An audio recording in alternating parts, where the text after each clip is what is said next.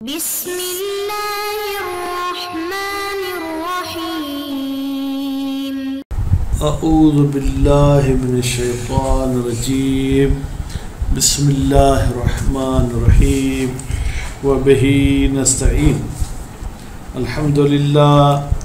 ہماری گفتگو کتاب الصلح میں ہے۔ آج فرماتے ہیں کہ اگر آپ کسی عین پر صلح کرنا چاہتے ہیں یا کسی منفعت پر صلح کرنا چاہتے ہیں تو جیسی عین پہ صلح کیا ایسی ہی عین پھر اسے لے سکتے ہیں، جیسی منفعت پہ صلح کیا ایسی منفعت آپ اسے لے سکتے ہیں۔ خوب، یعنی دونوں کی جنس ایک ہو تو بھی ٹھیک ہے، جنس مخالف ہو تو بھی ٹھیک ہے۔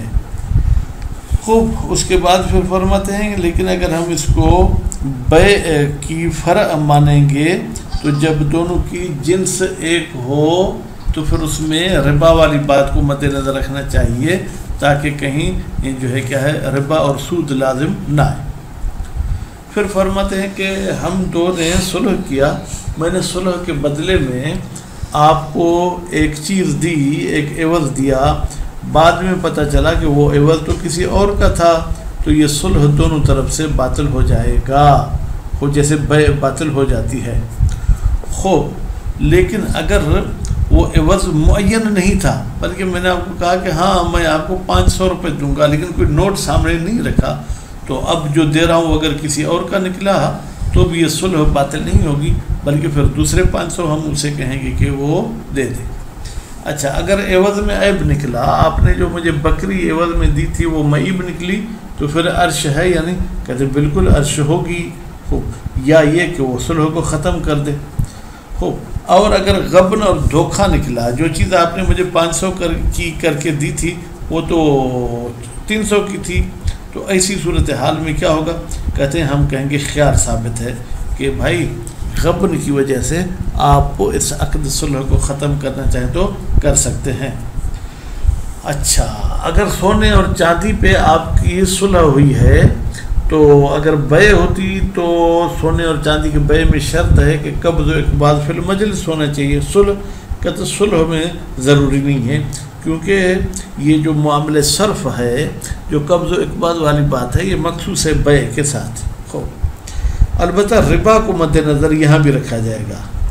پھر اگر کسی شخص نے آپ کی کوئی چیز ضائع کر دی، مثلا کوئی گلاس توڑ دیا، کوئی آپ کا کپڑا پھاڑ دیا جو کہ 2 درہم کا تھا، اب مصالحت میں آپ کہتے ہیں میں 4 درہم لوں گا، یا کہتے ہیں بھائی چلو 1 دے دو، تو یہ ٹھیک ہے۔ کیوں؟ اس لیے کہ یہ اتنی ہلکی پھلکی باتیں صلح میں چل جاتی ہیں۔ لیکن اگر کوئی شخص قائل ہو جائے کہ بھائی یہاں پر ہم ضامن ہوں گے اس کی قیمت کے، کپڑے کے اور گلاس کے، تو پھر قیمت جو ہے وہی دینی پڑے گی، اس سے کم اور زیادہ ہم نہیں کر سکتے ہیں۔ ابھی ہم چلتے ہیں۔ صلح ہو اور صحیح ہے صلح علی کل من العین والمنفعت، عین پر بھی کر سکتے ہیں، منفعت بھی پر بھی کر سکتے ہیں، بے مثل ہی و جنس ہی، جیسی عین عوض بھی ایسی عین، جیسی منفعت عوض بھی ایسی منفعت، دونوں ایک جیسے ہیں جنس میں بھی، اور اس کے ساتھ ساتھ مخالف ہی، اگر اس کے مخالف بھی کرنا چاہے تو کر سکتے ہیں۔ مثلا بکری کا ہم صلح کپڑے پر کریں، لأنہ بإفادتہ فائدۃ البیع، اس لیے کہ جب یہ صلح ہمیں فائدہ دیتا ہے جناب کس کا؟ بیع کا، صح علی العین، تو پھر صحیح ہے یہ عین پر۔ اب یہاں اللہ تعالیٰ مغفرت کرے ہمارے استاد آگے وجدانی الفخر پہ، انہوں نے تقریباً 17 قسمیں بنائی ہیں اس قسم کے صلح کی۔ صلح عین ہوتا ہے دین کے بدلے میں، کبھی صلح عین ہوتا ہے کسی حق کے بدلے میں، کبھی صلح ہوتا ہے منفعت کا منفعت کے بدلے میں، کبھی صلح ہوتا ہے منفعت کا عین کے بدلے میں، کبھی صلح ہوتا ہے منفعت کا دین کے بدلے میں۔ بہرحال جو چاہے تو زیادہ جو ہے کیا ہے رجوع کرے جناب آغا صاحب کی کتاب، وہ جو ہے وہ جو لمحہ کی انہوں نے شرح لکھی ہے۔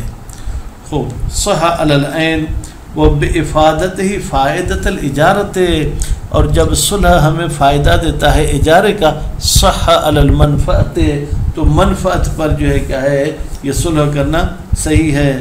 والحکم فی المماثل والمجانس والمخالف فرع ذالک، فرماتے ہیں پھر مماثل کا حکم اور مجانس کا حکم، مماثل یعنی اس جیسی ہے لیکن جنس الگ ہے، مجانس دونوں کی جنس ایک ہے، مخالف تو یعنی الگ الگ چیزیں ہیں، فرع ذالک یہ فرع ہے جناب اس بات کی کہ صلح ہمیں کبھی بیع کا فائدہ دیتے، کبھی اجارے کا، کبھی کچھ اور کا۔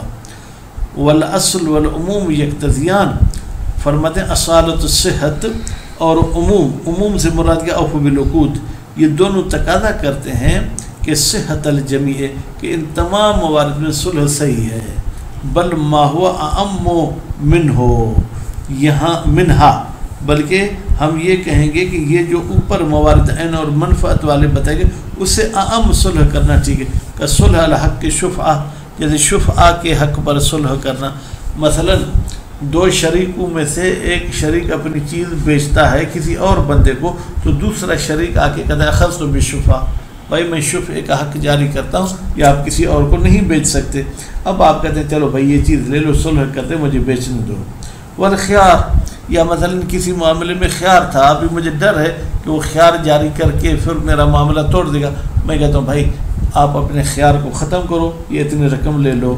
وہ اولویت تحجیر، یا کہیں پر جو تحجیر تو ایسے پتھر رکھنا، یعنی ایک زمین ایسی تھی جو کسی کی ذاتی ملکیت نہیں تھی، اس میں جو جتنے حدود میں پتھر کے نشان لگا دے وہ اس کی ہو جائے گی، میں کہتا ہوں بھائی یہ آپ نے تحجیر کی ہے، اولویت آپ کی ہے، یہ اتنے پیسے لے لو، یہ مجھے دے دو۔ وسوق، یا بازار میں جو شخص پہلے گیا اس نے جا کے اپنی کوئی چیز بیچنے کے لیے رکھی، وہ جگہ اس کے لیے ہو جائے گی آج کا دن۔ مسجد، جو شخص جس صف میں بیٹھا وہ اسی کی ہے، بعین، اس کے بدلے میں آپ اس کو کوئی عین دیتے ہیں۔ وہ منفعت، یا اسے کہتے ہیں موٹر سائیکل پہ میں آپ کو گھر چھوڑ کر آؤں گا، خوب۔ وحق آخر، یا کسی اور حق پر جو ہے کیا ہے جناب آپ مصالحت کرتے ہیں، مثلا بڑے بیٹے کو جب باپ مر جائے تو باپ کی انگوٹھی بڑے بیٹے کو ملے گی، باپ کا اسلحہ بڑے بیٹے کو ملے گا، ہم بڑے بیٹے کو کہتے ہیں بھائی یہ کچھ لے لو، صلح کرو۔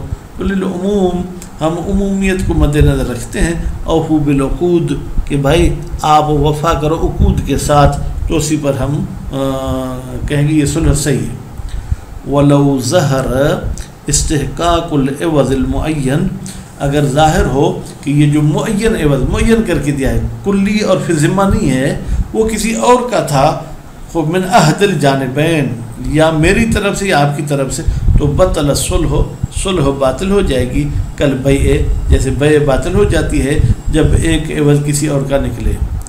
لیکن ولو کان میں ایک ہوا کی ضمیر ہے جو جاری عوض کی طرف، اگر یہ عوض مطلق ہو یعنی معین نہیں ہے تو رجع ببدل ہی، یہ صلح پھر رجوع کرے گا اس عوض کے بدل کی طرف۔ ولو ظہر فی المعین عیب، لیکن اگر اس عوض معین میں کوئی عیب نکل آئے، فلہ الفسخ، تو جس بندے کو وہ عیب دار چیز دی گئی ہے وہ اس صلح کو فسخ کرنا چاہے تو فسخ کر سکتا ہے۔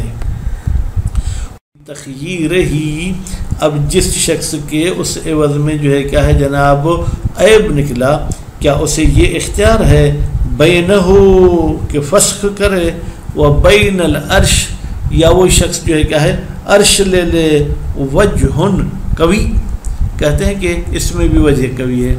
عرش کا مطلب آپ کے ذہن میں ہوگا کیونکہ آپ متاجر پڑھ چکے ہوں گے، خوب عرش کا مطلب التفاوت بین صحیح ہے والمعیب، صحیح اور معیب کے درمیان جو ہے کیا ہے تفاوت کو عرش کہا جاتا ہے۔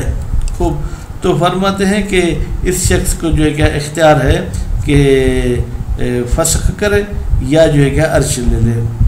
وَلَوْ ظَهَرَ غَبْنٌ، لیکن اگر جو ہے کیا ہے فراڈ ظاہر ہو کہ اس شخص نے فراڈ کیا ہے تو پھر کیا ہوگا، لا یتسامح بمثلہ، فراڈ بھی ایسا ہے کہ جس سے جو ہے چشم پوشی نہیں کی جا سکتی ہے۔ ففی ثبوت الخیار، تو کیا یہاں پر صلح میں بھی خیار ہوگا، کل بیع، جیسے بیع میں اگر کوئی غبن کرتا تو وہاں خیار تھا یا نہیں۔ وجہ قوی، یہ مبتدا مؤخر ہے، وفی ثبوت الخیار یہ خبر مقدم، تو وجہ قوی کے مطابق جی ہاں خیار حاصل ہے۔ کیوں؟ دفعا لضرر المنفی، ہم چاہتے ہیں کہ دفع کریں اس ضرر کو کہ جس کی نفی کی گئی ہے. لا ضرر ولا ضرار فی الاسلام، اسلام میں کسی قسم کا کوئی ضرر نہیں. ہم اس کو مجبور نہیں کر سکتے کہ بس تم یہ دھوکے والی چیز ہی رکھو. الذی یثبت بمثلہ الخیار فی البیع، الذی وہ ضرر کہ ثابت ہوتا ہے اس جیسے ضرر کی وجہ سے جناب خیار بیع میں. تو جہاں پر بھی بیع میں خیار ہوگا وہیں پر اگر ایسا مسئلہ صلح میں پیش آ جائے تو صلح میں بھی جو ہے کیا ہے وہ خیار ثابت ہوگا. ولا یعتبر فی الصلح، اچھا اگر ہم نے صلح کیا ہے نقدین، سونے پر چاندی پر، تو کیا اس میں معتبر ہے القبض فی المجلس کہ اسی مجلس میں ہم قبض کریں جس میں ہم نے صلح کیا ہے، یا وہ قبض کرنا شرط نہیں ہے؟ کہتے نہیں شرط نہیں ہے. بھائی کیوں؟ لاختصاص صرف، اس لیے کہ یہ قبض والی بات یا یہ صرف والے احکام و مخصوص ہیں بیع کے ساتھ. وَأَصَالَةُ صُلْحِ یا وَأَصَالَةِ الصُّلْحِ، اس کو بھی اختصاص پہ عطف کریں. اور اصل یہ ہے کہ صلح ایک مستقل عقد ہے، اس میں بیع والے احکام جاری نہیں ہوں گے. وَيَجِيءُ عَلَى قَوْلِ شیخ اعتبارہ، اور آئے گا شیخ توسی کے قول کے مطابق کیا آئے گا؟ اعتبار القبض، کہ بھائی اس میں بھی قبض معتبر ہے، کیونکہ شیخ توسی نے صلح کو مستقل عقد قرار نہیں دیا، بلکہ انہوں نے کہا صلح اگر بیع کا فائدہ دے گا تو بیع ہے، اجارے کا فائدہ دے گا تو اجارہ ہے. بس بیع میں چونکہ قبض شرط ہے تو صلح بھی اس کی فرع ہو جائے گی، اس میں بھی قبض شرط ہوگا. وَأَمَّا مِنْ حَيْثُ رِبا، لیکن ربا کے عنوان سے، سود کے عنوان سے، کما لو کانا من جنس واحد، کانا کی ضمیر کہاں جائے گی جناب؟ کانا کی ضمیر جائے گی جو ہے کیا ہے نقدین.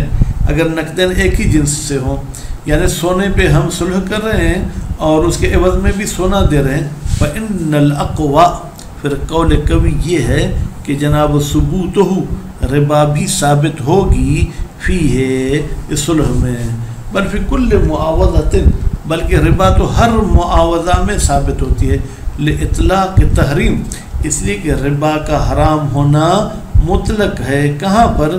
آیت میں بھی اور حدیث میں بھی. بھائی کون سی آیت ہے اور کون سی حدیث ہے؟ جناب احل اللہ البیع وحرم ربا، اللہ نے بیع کو حلال کیا ہے اور ربا کو حرام کیا ہے.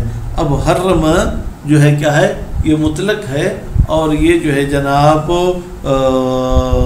بیع کے ساتھ مخصوص نہیں ہے. اور اسی طریقے سے جو ہے کیا ہے کوئی حدیث بھی ہے. اطلف علیہ ثوبا، اگر کوئی شخص تلف کرتا ہے کسی پر کپڑے، یساوی درہمین، وہ کپڑے جو مساوی تھے 2 درہم کے، فصالح الاکثر، یہ کہتے 4 درہم لوں گا، او اقل، یا کہتے چلو 1 درہم دے دو. فالمشہور الصحۃ، تو قول مشہور یہ ہے کہ یہ صلح صحیح ہے. لأن مورد صلح الثوب، اس لیے یہاں پر ہم درہم کے بدلے میں درہم نہیں لے رہے بلکہ کپڑے کے بدلے میں درہم لے رہے ہیں، تو ربا لازم نہیں آئے گی. وَهَذَا إِنَّمَا يَتِمْ، یہ جو ہم نے بات کہی کہ کم اور زیادہ پر ہم صلح کر سکتے ہیں، یہ مکمل ہوگی علی القول بزمان القیمی بمثلہ، کہ وہ چیز جو قیمی ہوتی ہے وہ اپنے مثل کے ساتھ اس کی ضمانت ہوگی. تو پھر جس نے میرا کپڑا ضائع کیا ہے اس پر کپڑا ہی میرا لاگو ہوگا. فیکون ہوا متعلق صلح، تو حقیقت میں ہم نے کپڑے کا کپڑے پہ جو ہے کیا ہے وہ صلح کیا ہے. وَأَمَّا عَلَى الْقَوْلِ الْأَصَحِّ، لیکن اگر ہم دوسرے اصح قول کو مد نظر رکھیں، من زمان ہی بقیمت ہی، کہ بھائی قیمی کی ضمانت اس کی قیمت کے ساتھ ہوگی. فَلَازِمُ لِذِمَّتِ ہی، تو جس شخص نے یہ ضائع کیا ہے اس کے ذمے پہ لازم ہوگا درہمان 2 درہم. ولا یصح الصلح علیہما بزیادۃ عنہما ولا نقصان، تو 2 درہم سے نہ زیادہ پہ آپ صلح کر سکتے نہ کم پہ. ما اتفاق الجنس، جب جنس جو ہے کیا ہے ایک جیسی ہو، یعنی اس کی قیمت بھی درہم ہے اور آپ اس سے لے بھی درہم رہے ہیں. ولو قلنا، لیکن اگر ہم قائل ہو جائیں بے اختصاص ربا بالبیع، کہ ربا مخصوص ہے بیع کے ساتھ، توجہ الجواز، پھر تو یہاں پر اگرچہ کیمی کے بدلے میں مثل نہیں قیمت ہی دینی ہوگی تو بھی جائز ہے کم اور زیادہ لینا. لیکن المجوز لا یقول بہ، لیکن وہ شخص جو کہتا ہے کہ جائز ہے کہ کیمی کا قیمت سے ہی آپ صلح کریں، لیکن ہاں وہ اس چیز کی اجازت نہیں دیتا کہ ربا مخصوص ہے بے کے ساتھ، بلکہ وہ کہتا ہے کہ صلح میں بھی ربا جاری ہو سکتی ہے. تو الحمدللہ ہماری گفتگو آج یہاں تک پوری ہوئی. اگلے درس میں ہم انشاءاللہ مزید صلح کی وضاحت کریں گے. صلی اللہ علیہ محمد و آل محمد.